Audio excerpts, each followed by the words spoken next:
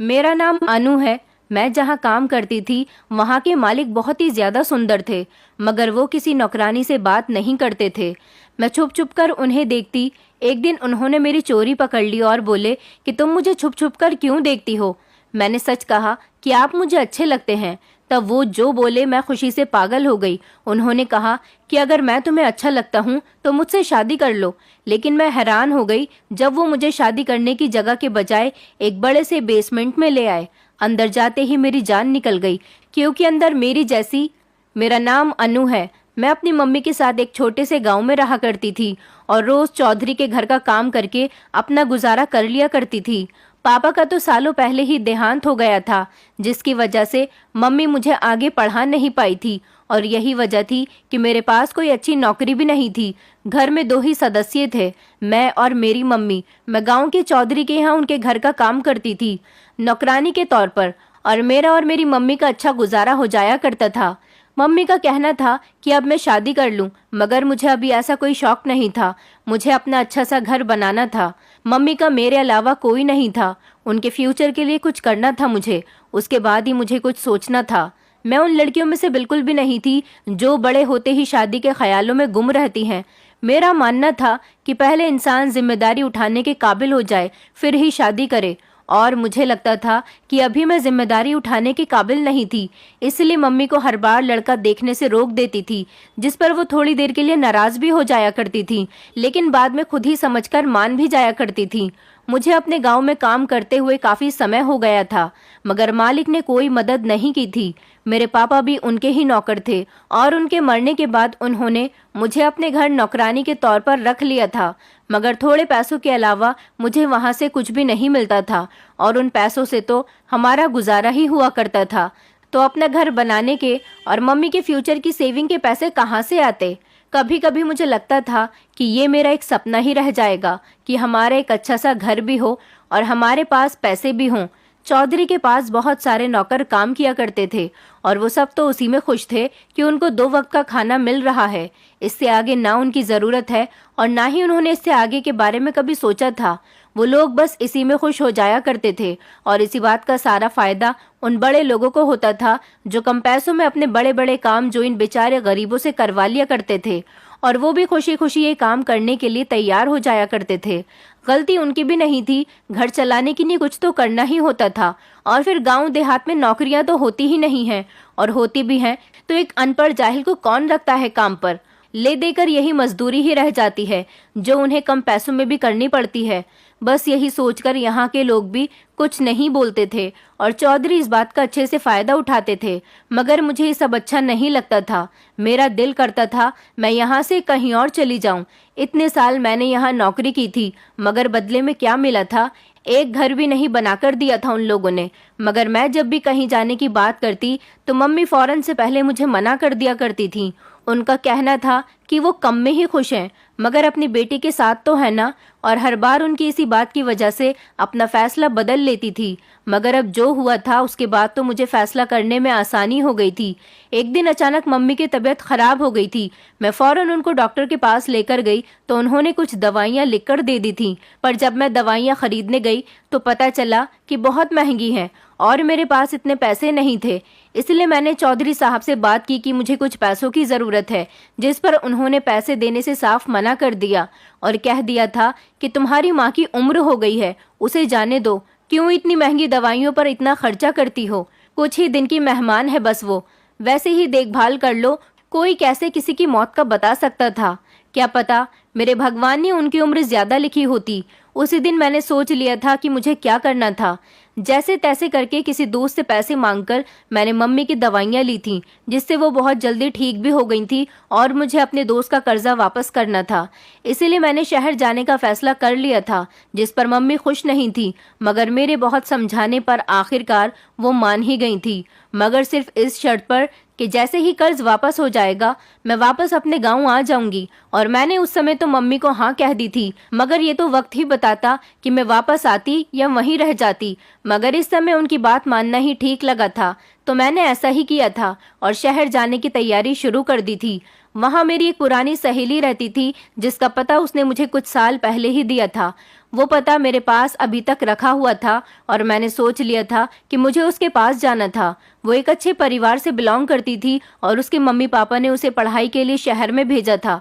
वो हमारे मोहल्ले में ही रहती थी, मेरी बहुत अच्छी दोस्त थी। मम्मी ने बहुत रोका था मगर मैं क्या करती, मैं भी मजबूर थी। अभी यहाँ से निकलकर कुछ तो करना ही था ना, जहाँ बैठे बैठे कुछ नहीं होने वाला था।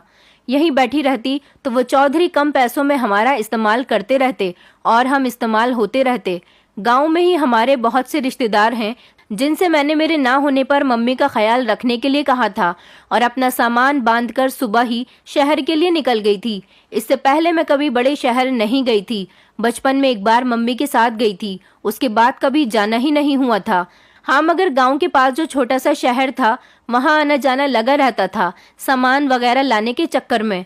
अब मुझे घर से निकले हुए एक दिन हुआ था और अगली सुबह मैं एक बड़े शहर में थी। अपनी सहेली का पता मैं अपने साथ लेकर आई थी। उन लोगों से पूछ कर आखिर मुझे पूरा दिन लगा था घर तलाश करने में और कहीं शाम को जाकर मुझे घर मिला था। लेकिन क्या पता था कि मेरी दोस्त अभी भी इस पते पर रहती हो। अगर वो यहीं हुई तो सारे दिन की थकावट भूल जानी थी, लेकिन अगर वो यहाँ ना मिली तो बहुत परेशानी हो जाती। और फिर मैंने घर के दरवाजे को नॉक किया तो वो बाहर आई थी और मुझे देखकर हैरान भी हुई थी। उसने मुझे बहुत बार कहा था कि उसके पास शहर में आकर काम करूं, मगर मैं हमेशा ही मम्मी की वजह से मना कर देती थी। वो भी हमारे गांव की ही रहने वाली थी जो कुछ साल पहले पढ़ाई के लिए शहर आ गई थी और फिर उसके बाद यहीं काम करने लगी थी। मुझे अपने साथ अंदर ले गई, हाल चाल पूछने के बाद खाना वगैरह खिलाया। घर में वो अकेली नहीं थी, उसका पति और बच्चे भी थे, इसलिए मुझे अंदाजा था कि मुझे रहने के लिए कहीं और जगह देखनी होगी। उसके घर में 1 या 2 दिन से ज़्यादा मैं नहीं रह सकती थी और उसके लिए मुझे जल्द से जल्द काम की ज़रूरत थी। इसलिए मैंने उसे साफ बात की थी कि मुझे जितनी जल्दी हो सके किसी काम पर लगवा दो। कुछ सोचकर उसने मुझसे कहा था कि इस बारे में कल बात करेंगे, अभी तुम आराम करो। और वो मुझे एक कमरे में छोड़कर खुद बाहर चली गई थी और मैं भी अब सफ़र से थकी हुई थी, इसलिए लेट गई थी। जब मुझे मम्मी का ख्याल आया, पता नहीं वो कैसी होंगी, उन्होंने कुछ खाया भी होगा या नहीं, क्या कर रही होंगी मेरे बिना। मैंने जब से होश संभाला था मम्मी के साथ ही वक्त गुजारा था, कभी उनसे दूर गई ही नहीं थी। और फिर पापा के जाने के बाद तो मेरा सब कुछ मम्मी में ही था और उनका मुझ में। हम दोनों एक दूसरे के लिए सब कुछ थे। कभी सोचा भी नहीं था कि मम्मी के बिना इस तरह दूर भी रहना पड़ेगा। सोचा था कल बाहर जाकर कहीं से फ़ोन करके उनका हाल चाल पूछ लूँगी। अपना पर्सनल फ़ोन तो था नहीं मेरे पास, कभी अपना फ़ोन हुआ ही नहीं था, ना कभी ज़रूरत पड़ी थी और ना कभी इतने पैसे हुए थे कि मैं ले सकूं। इसीलिए आज बहुत बुरे तरीके से उसका एहसास हो रहा था। शाम से कब रात हुई पता ही नहीं चला था और अब सोने की तैयारी करने लगी थी, क्योंकि सुबह मुझे अपनी सहेली से मिलकर कोई काम तलाश करना था, इसलिए भी सोना ज़रूरी था। ऊपर से जितनी मैं थकी हुई थी मुझे नींद आ गई थी। सुबह अपने दोस्त के बुलाने पर आँख खुली और सबसे पहले उठकर नाश्ता किया और उसके बाद मैंने उसे अपने काम की बात की थी। जब उसने मुझसे कहा कि तैयार होकर मेरे साथ चलो, एक जगह मेरे पति ने तुम्हारे काम की बात की थी, उसी जगह जाना था। अगर वहाँ काम बन गया तो बहुत ही अच्छी बात थी। इसीलिए मैंने जल्दी से नाश्ता किया और फिर तैयार होकर उसके साथ चलने की तैयारी करने लगी और थोड़ी ही देर में तैयारी करके मैं उसके साथ चल पड़ी थी। सबसे पहले तो मुझे घर पर मम्मी को फ़ोन करना था और एक जगह देखकर मैंने मम्मी को फ़ोन किया था और उनका हालचाल पूछकर मुझे तसल्ली हो गई थी। अपना हाल भी उनको बता दिया था और फ़ोन काटकर मुझे आगे जाना था अपनी दोस्त के साथ। वो मुझे अपने साथ एक बंगले में ले आई थी। इतना सुंदर बंगला मैंने आज से पहले कभी नहीं देखा था। हम दोनों चौकीदार से बात करके अब घर के अंदर चले गए थे। अंदर जाकर ही हम दोनों बाहर एक जगह पर बैठकर किसी का इंतज़ार करने लगे थे। मेरी फ्रेंड ने मुझे बताया था कि ये घर एक आदमी का है, वो एक अकेला ही इस बड़े से घर में रहता है और बाकी के सारे लोग काम करने वाले थे। लोगों से सुना था कि उसकी पत्नी कुछ टाइम पहले ही मर चुकी थी और अब वो अकेला ही इस घर में रहता था। कुछ देर बाद एक नौकरानी घर के अंदर से बाहर आई और हमें अपने साथ अंदर चलने का कहा। हम लोग उसके पीछे पीछे घर के अंदर गए। वो घर जितना बाहर से सुंदर था उतना ही अंदर से सुंदर था। वो नौकरानी हमें एक बड़े से हॉल के पास ले आई थी और अंदर जाने का कहा था। अंदर कदम रखते ही मेरी नज़र सामने बैठे एक आदमी पर गई थी। वो बहुत ही ज्यादा सुंदर था। उसे देखकर कोई भी उसे देखता रह जाता और उस समय यही हाल मेरा भी हुआ था। मैं भी उसे देखकर देखती ही रह गई थी जब उस मालिक ने हमें अपने सामने देखकर पूछा कि हम दोनों में से कौन काम करेगा यहाँ, जिसके जवाब में मेरी फ्रेंड ने एकदम मेरा नाम ले लिया था। तो उसने कहा था कि इसे खुद बात करने दो, क्या ये बोल नहीं सकती। उनकी बात सुनकर मैं जल्दी से बोली थी कि नहीं, मैं बोल सकती हूँ। जिस पर उन्होंने कहा कि उनके हर सवाल का जवाब मैं खुद दूं। इस बात पर मेरी फ्रेंड चुप हो गई और अब वो मुझे कुछ और सवाल करने लगे थे। उन्होंने पूछा कि मैं कैसा काम कर सकती हूँ, जिसके जवाब में मैंने कहा था कि कोई भी काम वो मुझसे करवा लें, मैं कर लूंगी। तब उसने कहा कि उसे अपने घर में एक शेफ की ज़रूरत है। उसका अपना शेफ कुछ टाइम पहले ही मर गया था, इसलिए उसे नए शेफ की ज़रूरत है। काम आसान था और पैसे भी अच्छे मिल रहे थे, रहने के लिए जगह भी मिल रही थी। मैंने कुछ भी और सोचे बिना ही काम के लिए हाँ कर दी थी और अब उसने जाने का कह दिया था। उसका कहना था कि कल उसके जागने से पहले ही मैं उसे काम पर नजर आऊं। अब हम दोनों ही उस घर से बाहर की तरफ चल पड़े थे। मेरी फ्रेंड का कहना था कि मैं खुशकिस्मत हूँ, इसलिए मुझे इतनी जल्दी इतना अच्छा काम मिल गया था। और उसका कहना था कि मैं आज ही अपना सारा सामान यहाँ पर शिफ्ट कर लूँ तो फिर मुझे परेशानी नहीं होगी। उसकी बात भी सही थी और मैंने ऐसा ही किया था। अपना सारा सामान अपनी फ्रेंड के घर से उठाकर बंगले में ले आई थी और वहाँ के एक नौकर ने मुझे एक कमरा दिखा दिया था जहाँ पर मुझे रहना था। कमरा भी अच्छा था। मैंने अपना सारा सामान वहाँ पर सेट कर लिया और अब मुझे कल से अपने काम पर जाना था। मैं बहुत खुश थी और सुकून से भी थी। मुझे खुशी इस बात की थी कि मुझे इतनी जल्दी काम मिल गया था और रहने की परेशानी भी हल हो गई थी, वरना तो कब तक अपनी फ्रेंड के घर पड़ी रहती। उसकी भी अपनी फैमिली थी, वो भी आखिर कब तक मुझे अपने घर में रख सकती थी। और ऊपर से मेरे पास इतने पैसे भी नहीं थे कि अलग से कहीं पर रह सकती। इसीलिए ये काम मेरे लिए किसी खुशकिस्मती से कम नहीं था। रात गुजारकर सुबह मालिक के कहने के मुताबिक उनके जागने से पहले मैंने अपना काम संभाल लिया था। घर काफी बड़ा था और घर में नौकर चाकर भी ज्यादा थे। किचन भी काफी बड़ा था, लेकिन उसकी हालत ज्यादा अच्छी नहीं थी। उसकी वजह ये थी कि शेफ नहीं था और अब वो पूरी किचन मेरी जिम्मेदारी थी। मुझे फिर से इस किचन को बिल्कुल सही करना था। मुझे दिल लगाकर यहाँ पर काम करना था ताकि मालिक मेरे काम से खुश होकर मुझे पक्का पक्का काम पर रख ले, और मैंने ऐसा ही किया था। सुबह होते ही अपने काम पर लग गई थी। मालिक जो काफी देर बाद ऊपर से नीचे आए थे और मुझे काम करता हुआ देख चुके थे। सब नौकर अपने अपने कामों में लगे हुए थे। वो सबको एक नज़र देखकर मेरे पास आए थे और बोले थे कि अच्छा किया कि मेरे जागने से पहले यहाँ आ गई। उनका कहना था कि उन्हें ऐसे ही लोग अच्छे लगते हैं जो वक्त पर अपना काम करते हैं और उनकी बातों को ध्यान से सुनते और मानते हैं। वो इतना कहकर वहां से चले गए थे और मैं दोबारा से किचन की सफाई में लग गई थी। मुझे यहाँ काम करते हुए 3 दिन गुजर गए थे और इन 3 दिनों में मैंने एक चीज पर ध्यान दिया था कि यहाँ पर काम करने वाले नौकर किसी से भी ज्यादा बातचीत नहीं करते थे, आपस में भी कोई बात नहीं करता था। मैं अगर किसी से बात करती तो बहुत कम जवाब मिलता था, वरना कोई जवाब नहीं देता था। और इस बात पर मुझे हैरत थी। सब नौकर जो यहाँ काम करते थे यही साइड में बने छोटे छोटे कमरों में रहते थे। कोई भी नौकर बाहर से नहीं आता था और ना ही बाहर जाया करता था, सब इधर ही रहते थे। मालिक भी घर से बाहर कहीं नहीं गए थे, वो भी घर के अंदर ही रहते थे। बस सुबह एक बार बाहर का चक्कर लगाते और सब नौकरों को काम करता देखकर वापस चले जाते थे और फिर शाम को कभी कभार आ जाया करते थे। किसी भी नौकर से बहुत ज्यादा बातचीत नहीं करते थे। अब मुझे यहाँ पर काम करते हुए 10 दिन होने वाले थे और इन 10 दिनों में ना तो कोई इस घर में बाहर से आया था और ना ही कोई घर का सदस्य या नौकर बाहर गया था। मालिक बहुत ज्यादा सुंदर थे और ना चाहते हुए भी जब वो मेरे सामने आते तो मैं उन्हें देखने लगती थी और अक्सर उन्हें छुप छुप कर देखने की मेरी आदत सी बनती जा रही थी। वो जब भी शाम को बाहर आकर बैठते तो मैं किचन की खिड़की से छिप छिप कर उन्हें देखती रहती थी। मुझे लगता था कि इस तरह उन्हें देखने से उन्हें पता नहीं चलेगा, मगर शायद मैं गलत थी। उन्हें तो शायद मेरी हर हरकत का पता था। ऐसा नहीं था कि मुझे लड़कों या आदमियों को देखने की आदत थी। मेरी मम्मी ने मेरी परवरिश ऐसी नहीं की थी कि मैं इस तरह चुपके चुपके किसी को देखूं। आज से पहले मैंने कभी भी किसी मर्द को इस तरह नहीं देखा था, मगर पता नहीं मालिक में ऐसी क्या बात थी कि जब भी मुझे नजर आते तो मेरी नजरें उन्हें देखकर वापस पलटना भूल जाया करती थी और मैं लगातार चुपके चुपके उन्हें देखती रहती थी और इसी सोच में थी कि किसी को भी इस बात का पता नहीं होगा। समय इसी तरह से गुजरता जा रहा था और मुझे दिन ब दिन मालिक और भी ज्यादा अच्छे लगने लगे थे।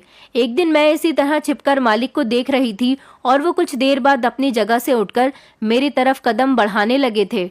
मुझे लगा कि उनको कोई काम होगा, तभी तो वो इस तरफ आ रहे हैं। मेरे पास आकर उन्होंने मुझसे पूछा कि तुम रोज मुझे चुपके चुपके क्यों देखती हो। उनके सवाल पर मुझे बहुत ज्यादा हैरानी हुई थी और डर भी लगा था कि कहीं वो मुझे काम से ही ना निकाल दें। मुझे अपने आप पर बहुत ज्यादा गुस्सा आ रहा था कि क्या जरूरत थी मुझे ये हरकत करने की। वो क्या सोचेंगे, अब पता नहीं वो मेरे साथ क्या करेंगे। मैंने शर्मिंदगी से सर नीचे झुका लिया था जब उन्होंने दोबारा से पूछा था कि तुम मुझे छुप छुप कर क्यों देखती हो, और अब मेरे पास कोई भी रास्ता नहीं बचा था, इसीलिए मैंने सच बोलना ही बेहतर समझा और बिना सोचे समझे ही कह दिया था कि आप मुझे अच्छे लगते हैं, इसीलिए मैं छिप छिप कर आपको देखती रहती हूँ। ये कहकर मैं चुप हो गई थी और उनके बोलने का इंतजार करने लगी थी। जब वो बोले तो मुझे बहुत ज्यादा हैरत हुई। उनकी बातें सुनकर तो मेरी खुशी का कोई ठिकाना ही नहीं था। मैं तो खुशी से पागल ही हो गई थी जब उन्होंने कहा कि मैं अगर उन्हें अच्छा लगता हूँ तो मुझसे शादी कर लो। पहले तो मुझे लगा कि वो मुझसे कोई मजाक कर रहे हैं, मगर बाद में जब दोबारा उन्होंने यही बात की तो मैंने कुछ भी सोचे बिना ही हाँ कर दी और कहा कि मैं उनसे शादी करने के लिए तैयार हूँ। वो जब कहेंगे मैं उनसे शादी कर लूंगी। और मेरी बात पर वो मुस्कुराकर हाँ में सर हिलाकर वापस अंदर की तरफ चल पड़े थे। और मुझे तो अभी तक इस बात का यकीन ही नहीं हो रहा था कि ऐसा भी हो सकता है। मैंने एक बार भी मम्मी से पूछने की कोशिश नहीं की थी। सोचा अगर उन्होंने मना कर दिया तो मैं क्या करूंगी। सोचा कि जब शादी हो जाएगी तो मम्मी को बता दूंगी, वो कुछ नहीं कहेंगी, मान जाएंगी। मुझे इस बात का तो पूरा यकीन था और अब मैं सुकून से थी। पूरी रात तो मुझे खुशी से नींद ही नहीं आई थी। अपनी किस्मत पर यकीन नहीं हो रहा था। सब कुछ एक सपना ही तो लग रहा था। कहाँ मैं गरीब सी लड़की थी और कहाँ वो इतने जायदाद के मालिक और एक सुंदर आदमी। उनसे तो कोई भी शादी कर लेता, तो फिर वो मुझसे क्यों शादी कर रहे थे। इस बात को तो मुझे सोचना चाहिए था, मगर मैंने इस बारे में कुछ नहीं सोचा था और अपने आप को हालात के ऊपर छोड़ दिया था।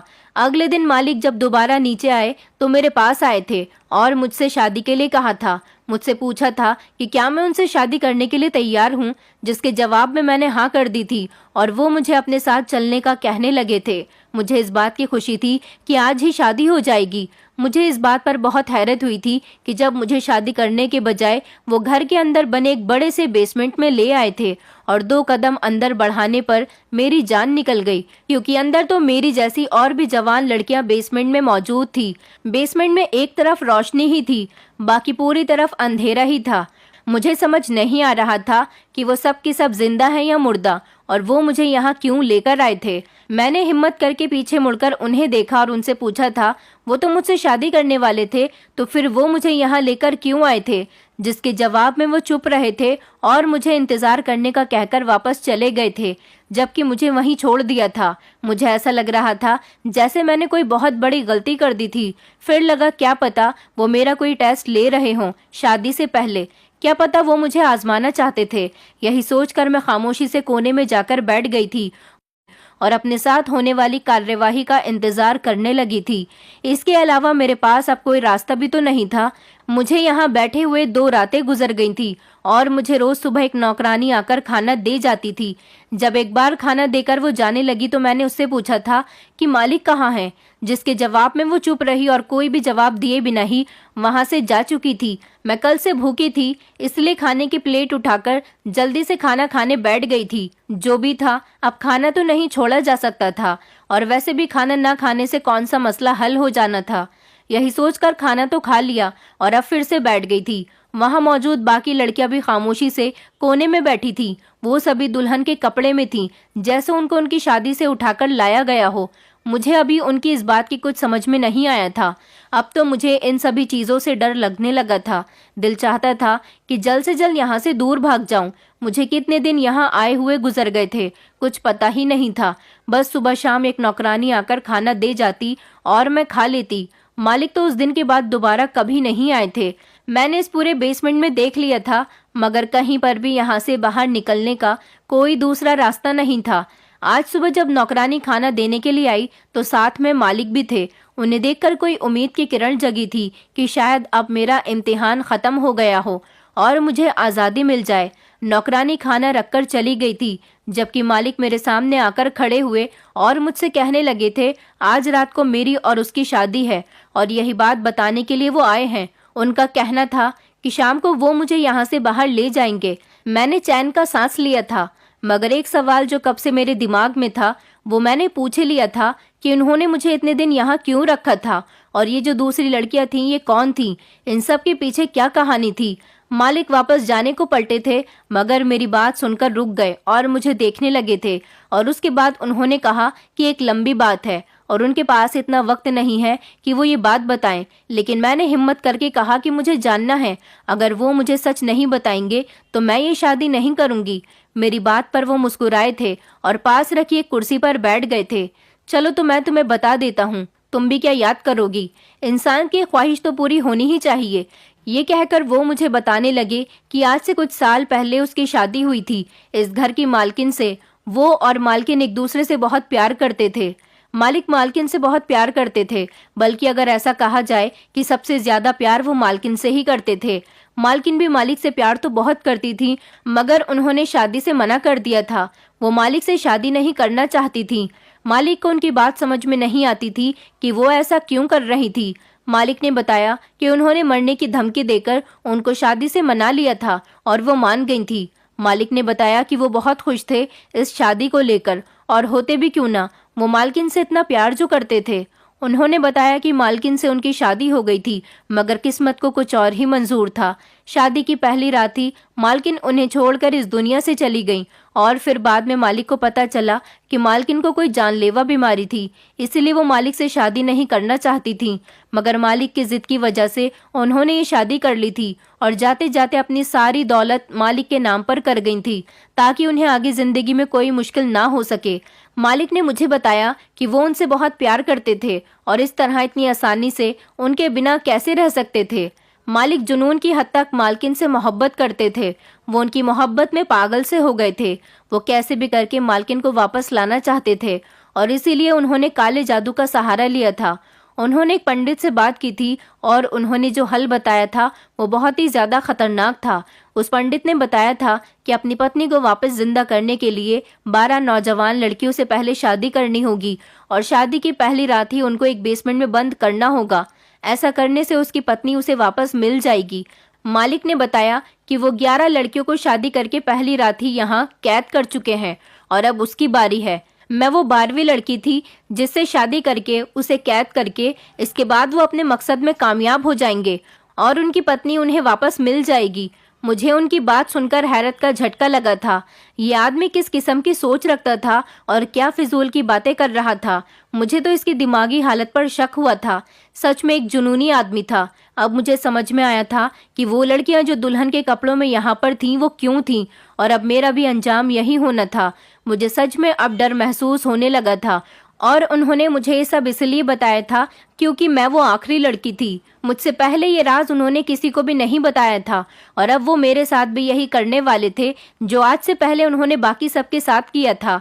अपने अंजाम से ज्यादा मुझे उस पागल आदमी के अंजाम की फिक्र थी। वो जो कुछ भी कर रहे थे उसका अपना अंजाम भी बहुत बुरा होने वाला था। वो मुझे अपनी सारी बात बताकर अभी तसल्ली और सुकून से बैठे थे और अब उठकर जाने लगे थे और जाते जाते मुझे बोल गए थे कि आज शाम को मैं तैयार रहूं, वो मुझे लेने के लिए आएंगे। उनके चेहरे से ही खुशी का पता चल रहा था और अब वो बाहर की तरफ चले गए थे। मुझे अभी भी उसके कहे गए शब्दों पर हैरत हो रही थी कि कोई इस किस्म की सोच कैसे रख सकता है। आज के दौर में कौन ऐसा सोच सकता है। उसके जाने के बाद मुझे कुछ समझ नहीं आ रहा था कि क्या करूं। मौत तो जैसे सर पर खड़ी थी। मैं उससे भागकर भी कहीं नहीं जा सकती थी। इंतजार था तो बस उस समय का जब उस बेसमेंट से मुझे बाहर निकाला जाता, उसके बाद ही मैं कुछ कर सकती थी। इंतजार करते करते आखिरकार वो घड़ी आ ही गई थी और वो वक्त भी आ गया था जब मुझे बाहर ले जाया जाता। एक नौकरानी ने आकर बेसमेंट का दरवाजा खोला और मुझे बाहर आने को कहा था। मैं चुपचाप बाहर निकली और आज ना जाने कितने दिनों के बाद मैं बाहर की दुनिया को देख रही थी। बाहर आने के बाद उस नौकरानी ने मुझे अपने पीछे आने को कहा था और मैं चुपचाप उनके पीछे चल पड़ी थी। उन्होंने कमरे से बाहर आकर मुझे अंदर जाने का कहा और खुद वापस चली गई। मैं कमरे का दरवाजा खोलकर अंदर गई, जहां मुझे मालिक सामने ही बैठे हुए नजर आए थे। मुझे देखकर वो अपनी जगह से उठकर मेरे पास आए थे और सोफे पर पड़ा एक जोड़ा मेरी तरफ बढ़ाया था। वो शादी का जोड़ा था। उन्होंने मुझसे कहा कि इसे पहनकर तैयार हो जाओ। कुछ ही देर बाद उनकी शादी थी। वो मुस्कुराते हुए मुझे वो कपड़े देते हुए बाहर निकल गए थे। तभी मैंने इधर उधर देखा कि कोई तो रास्ता होगा बाहर जाने का, कोई खिड़की कुछ तो होगा, मगर वहां ऐसा कुछ भी नहीं था और दरवाजा भी बाहर से बंद था। अब मेरे पास यहाँ से भागने का कोई रास्ता नहीं था। मैंने वो सूट उठाया, लेकर वॉशरूम में चली गई। कुछ ही देर बाद मैं बाहर आई और शीशे के सामने खड़ी होकर खुद को देखने लगी थी। आज अगर मेरी असली शादी होती तो मेरी माँ कितनी खुश होती मुझे इन कपड़ों में देखकर। उनका कितना अरमान था मुझे ऐसा देखने का, मगर अब शायद वो मुझे कभी नहीं देख सकती। मैंने बेदिली से वो सारी तैयारी की थी। कौन अपनी मौत पर खुशी खुशी तैयार होता है? ऐसा ही कुछ मेरे साथ भी था। थोड़ी देर बाद मुझे दरवाजा खुलने की आवाज आई थी और मुझे अपने सामने एक शेरवानी में दूल्हा दिखाई दिया था।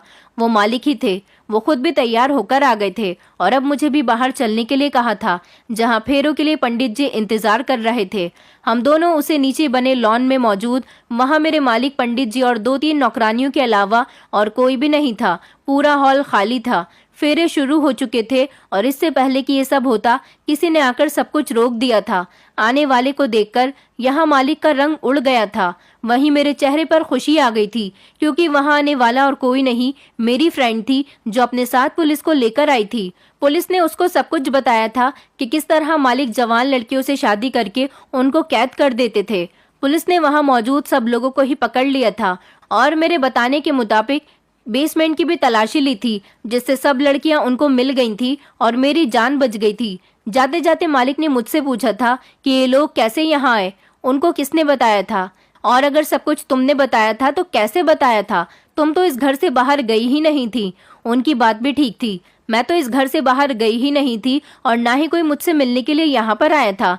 तो फिर ऐसा कैसे हुआ था? जिस पर मैंने बताया कि जब मैं पहले दिन यहाँ काम पर आई थी, उसी वक्त रास्ते में मैंने मम्मी से बात की थी। तभी मेरी फ्रेंड को पता चला था कि मेरे पास फोन नहीं है। उसके पास 2 फोन थे, जिसमें से एक उसने मुझे दे दिया था और वही फोन उस समय भी मेरे पास था जिस समय मालिक ने मुझे इस बेसमेंट में बंद किया था। उस समय मैं किसी को फोन नहीं कर सकती थी, क्योंकि कोई भी आ जाता तो कोई फायदा नहीं होता। हम लोग तो बेसमेंट में थे, पूरा घर तो खाली ही था।